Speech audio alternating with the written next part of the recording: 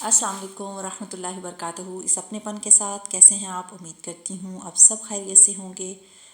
اللہ تعالی ہم سب کو اپنی بہترین ایمان کی حالت میں رکھے۔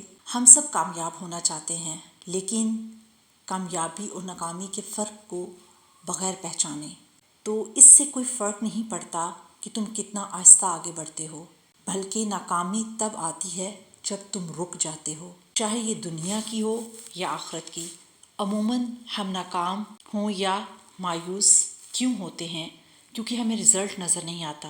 یاد رکھیے، ہمارا کام کوشش کرنا ہے، اس کو کامیاب یا ناکام بنانا اللہ کا کام ہے۔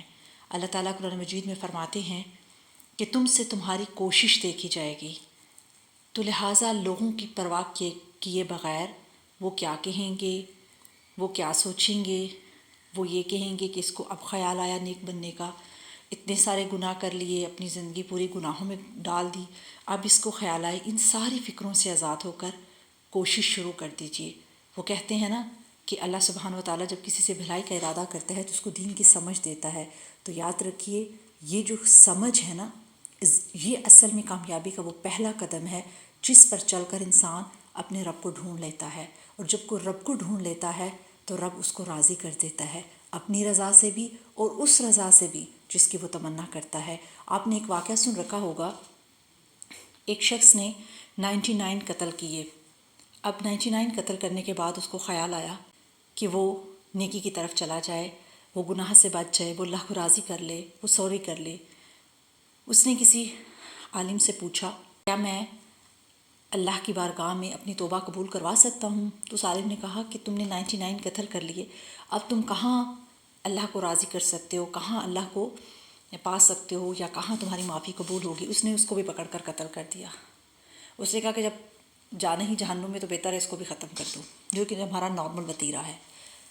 تو آگے چل کر اس نے ایک بزرگ سے اس کی ملاقات ہوئی، اس نے کہا کہ میں اپنے آپ کو بدلنا چاہتا ہوں، اپنے آپ کو اللہ کے سامنے سوری کرنا چاہتا ہوں، یعنی استغفار کرنا چاہتا ہوں، اللہ سے معافی مانگنا چاہتا ہوں، مجھے سمجھ نہیں آتی کہ میں کیسے کروں۔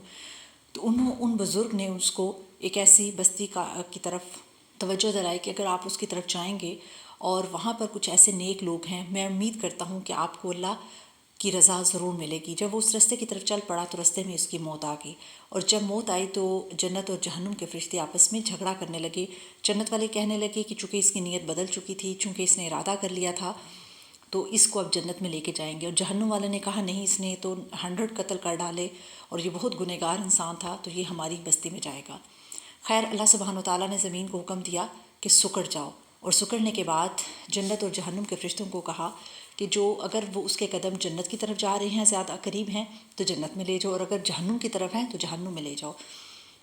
تو اس شخص کے جب کیلکولیٹ کیا گیا تو وہ جنت کی طرف جا رہا تھا، یعنی اس کے قدم جنت کی طرف قریب تھے، تو وہ جنت میں چلا گیا۔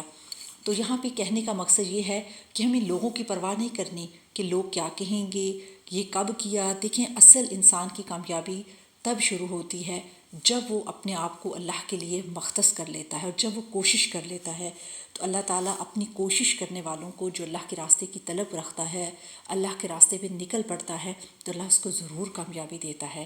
اللہ تعالیٰ ہماری زندگیوں کو کامیابیوں سے ہمکنار کرے اور ہم سب کو دنیا اور آخرت کی بہترین کامیابی سے نوازے۔